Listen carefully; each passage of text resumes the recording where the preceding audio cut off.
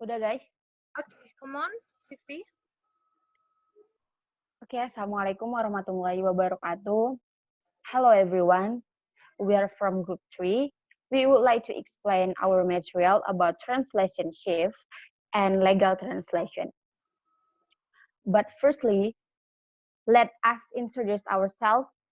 My name is Pipi Lapionato as the first speaker, and the next Amelia Umil as the second speaker, and the next Madeline Losta Panjaitan as the third speaker, and the last speaker is Jian Fadilan.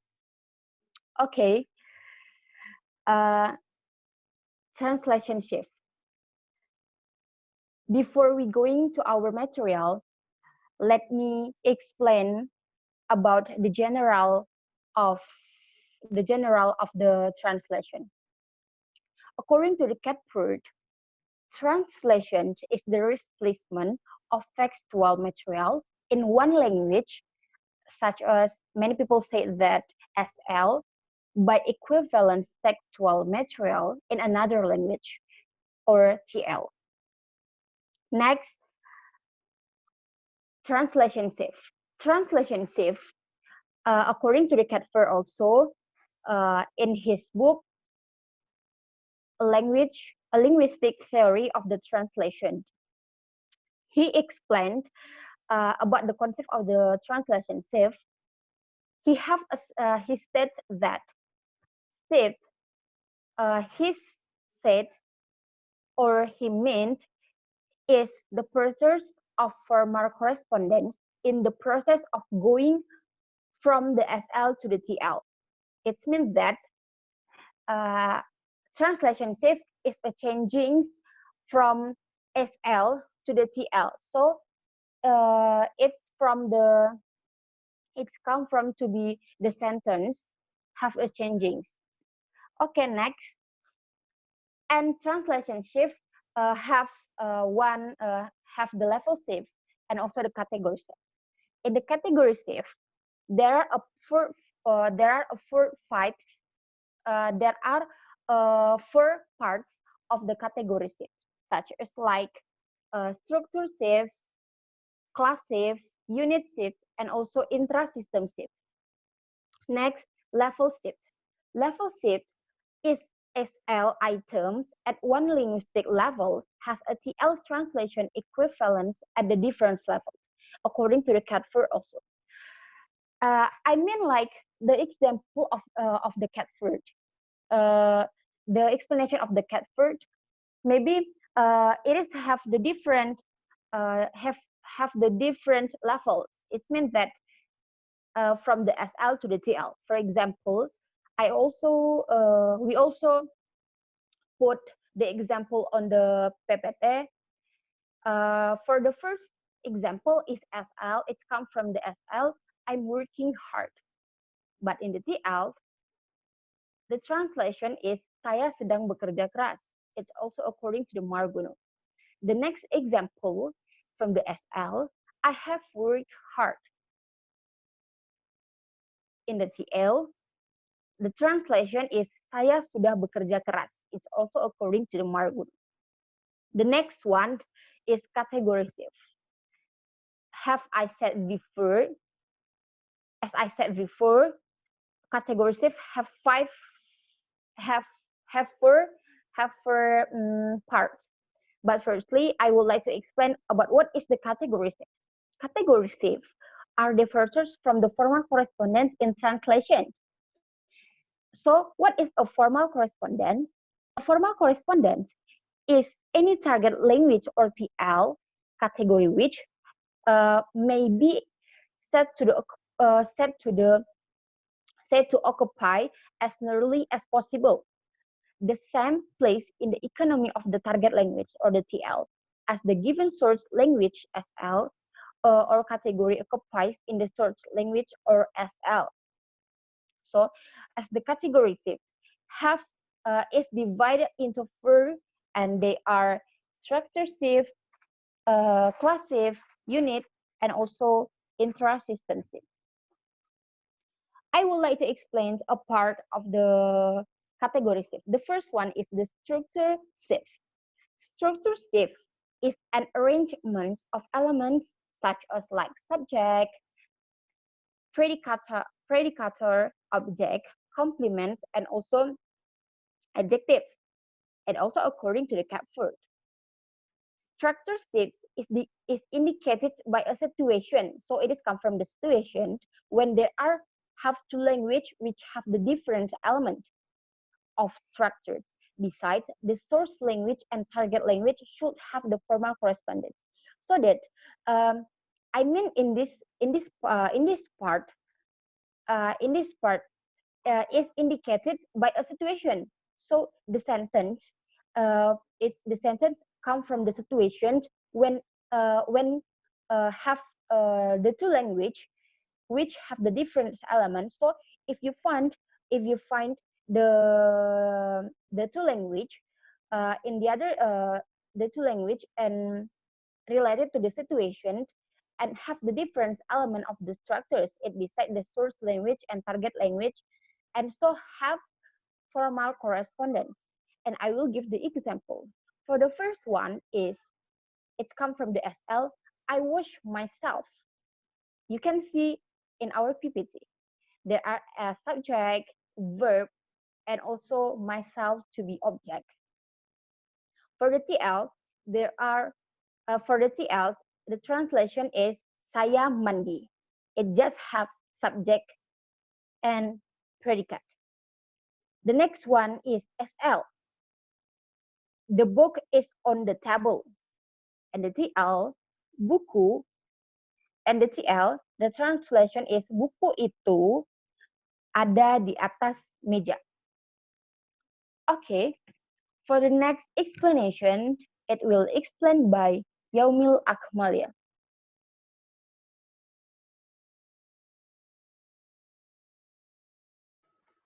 Okay, thank you, Vivi, for your explanation. So now I will explain about class shift.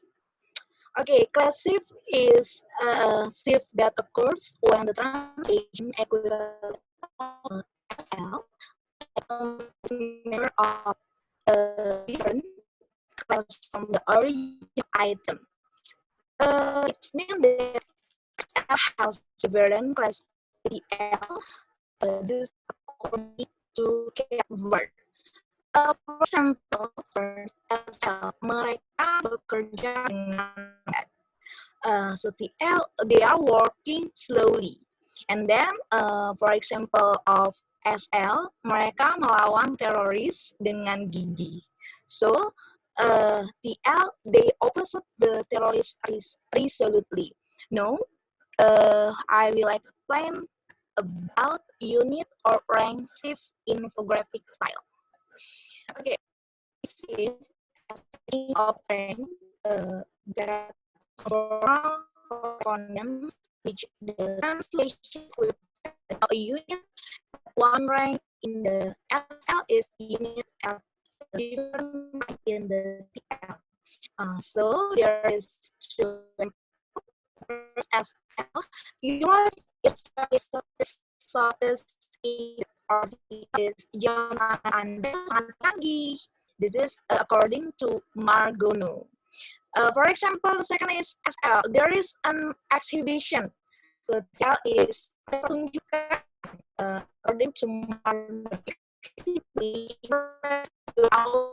and and appeal your presentation, easy to change color, photos, and text. Okay, now we'll next about intra-system shift. Okay, intra-system shift is the shift occur internally within a system. That is for the case where the source language is SL and target language is the system which perfectly their constitution. Organization in term in the TL system. Okay, there is two examples for SL, but people go to station. Here is dari nomor satu. Okay, number two, touristic the exhibition the artist itu.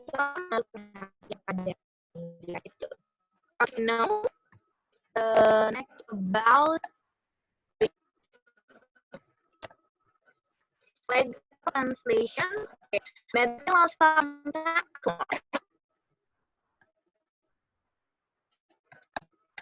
Okay, medicine.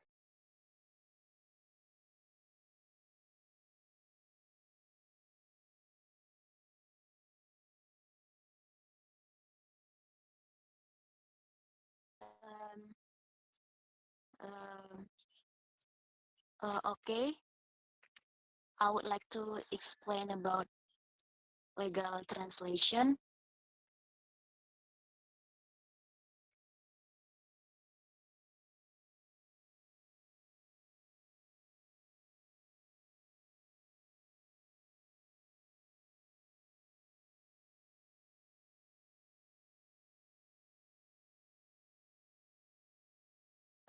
Okay, I would like to explain about legal translation.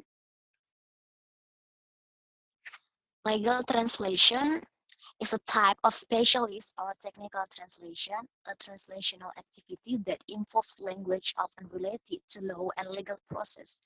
Legal translation refers to the rendering of legal text from the source text or source language (SL) into the target language (RTL). So it means that when we try to translate a legal text from source text or source language into target language or a target text, it has to be legal, what in legal document or the other document. And next, translating legal text is regarded by many researchers as one of the most arduous endeavor, combining the in-depthness of literary translation with the terminological precision of technical translation, according to Harvey, 2002. So, uh, when we try to translate legal text, absolutely, it has we know that legal text correctly. And the next please. Next is about types of translation. Types of translation.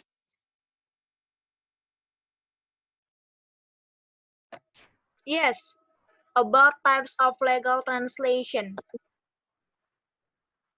There is 6 of types. Okay. Okay.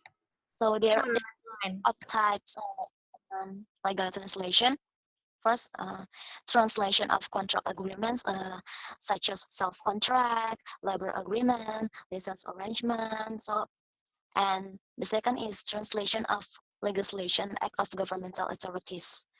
For example, a regulation or the other legal text that related to that to that. And next, translation of court documents, applications, petitions, court judgments. And next is translation of establishment document, such as articles, associations, resolutions, or minutes of meetings, and or certificates or the others.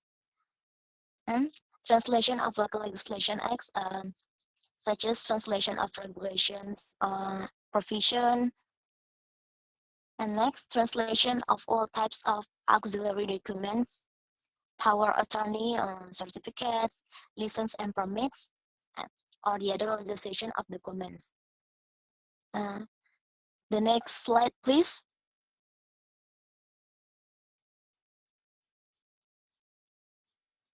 So there are two basic processes for translating legal content. First, it's standard legal translation. The translation is done by a translator who has a legal background and legal translation expertise. The content is then fully reviewed by a second legal translator. It means in standard legal translation, it has to done by a translator or a legal translator. And next, translation with legal review. This process involves a legal review by a lawyer after standard legal translation happen. The lawyer verifies if the translate content is correct for the local market and makes necessary suggestion. So it's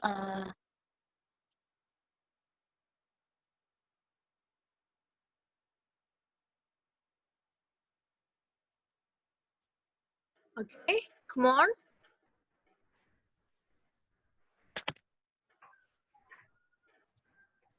Okay, come on. Thank you, Madeline. Next, I will explain about general feature of English legal language. Yang pertama itu ada frequent use of Old and Middle English word. Nah, old-fashioned expression borrow from Old English and are not usually used in modern standard English, except for legal document and perhaps poetry, are one of the hallmarks of legal language. Yang kedua itu use of argot. According to Malenkov, argues that context play an important role in determining legal language. The language used in contracts and jury instruction aimed at lawyers and lay people is not the same language used between lawyers or in the use of argot or special language is required. Yang ketiga ada frequent use of formal word and phrase. According to Malenkov, believes that the use formal words is a characteristic of legal language. They are characterized by definite, ceremonial, and polite. Yang keempat, ada deliberate use of word and expression with flexible meanings. According to Malenkov, refers to special features in legal language, namely the choice of terms. The law acts by using a number of words and explanations that are flexible in their legal writing. Nah, yang kelima itu ada terms of art. English law use a lot terminology that has technical significance and is in general not familiar with layman statement. Misalnya, trade recreation, treaty recreation, dan lain sebagainya. Nah, yang keenam itu ada phrase expressing extreme passion. This can be categories as follow, absolute, such as all, nothing, never. Yang kedua, restriction, such as and, no more, and no other purpose. Lanjut yang ketujuh itu ada use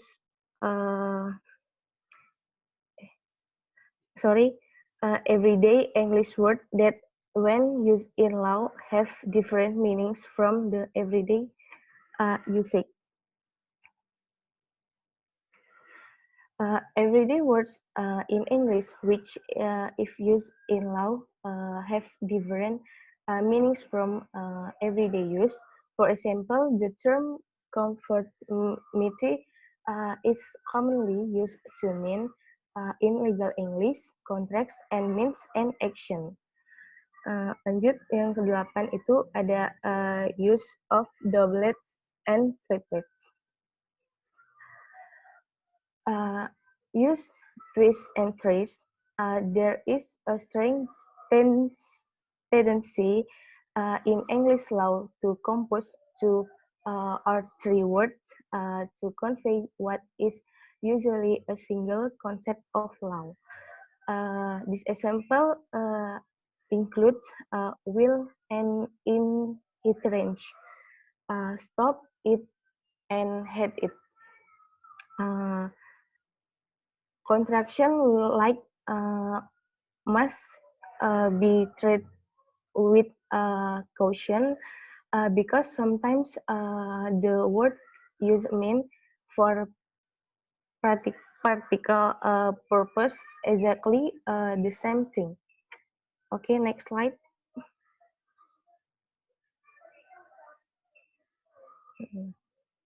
Yang selanjutnya unusual preposition phrase.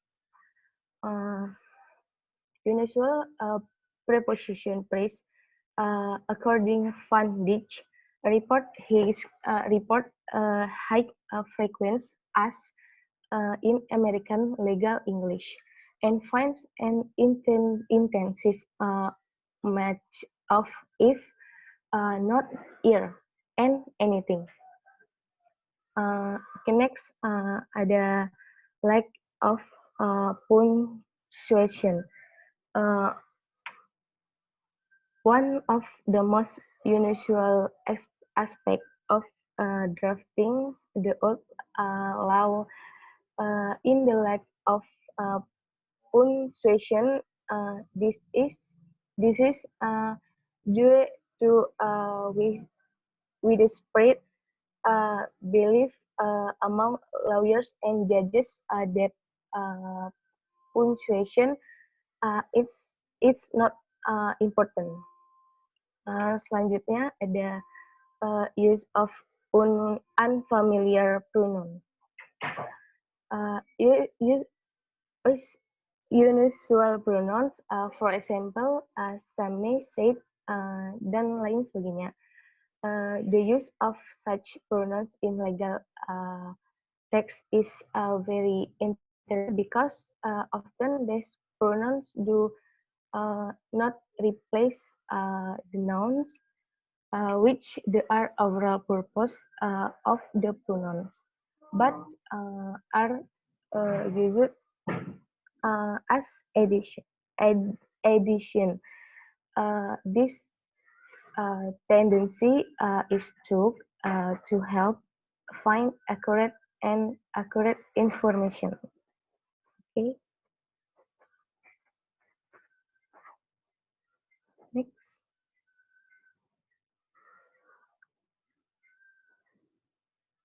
Okay, come on.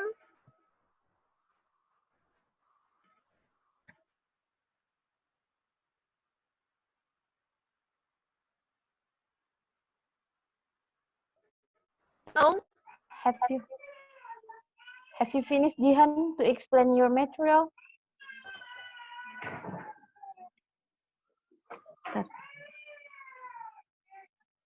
Translation of legal documents includes such space of jurisprudence as constitutional, administrative, civil, commercial, tax, criminal, international law, as well as other types of legal relationship.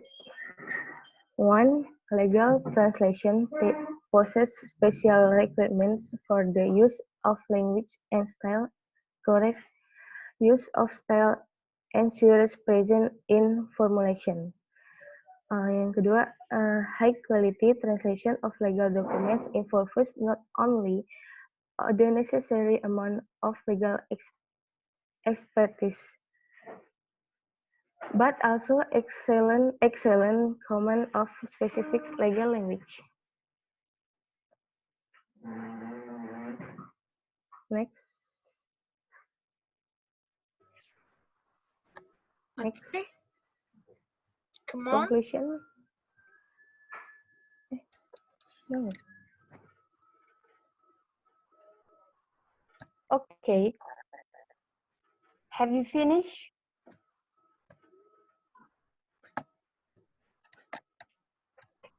Hello? Jihan, have you finished? Yeah. Yes. Okay, all right. Thank you for the explanation. And I will give the conclusion of this presentation is translation shift and legal translation are are definitely different. And is it true? It is has their own meaning and context in various types. Each of translation has their own rules, and it can depend on the cultures of the country in many types context of the text. So translation shift and the legal translation have the different function and have the different definition to use uh, to use in the word of the translation. Okay, thank you for our speakers, Madeline Losta, Jihan Fadila, and also Yaumil Akmalia. I think I'm as moderator. Thank you for the thank you for the thank you for the presentation today. I would like to sorry for every mistake that we made, and I say Assalamualaikum warahmatullahi wabarakatuh and good evening. Thank you.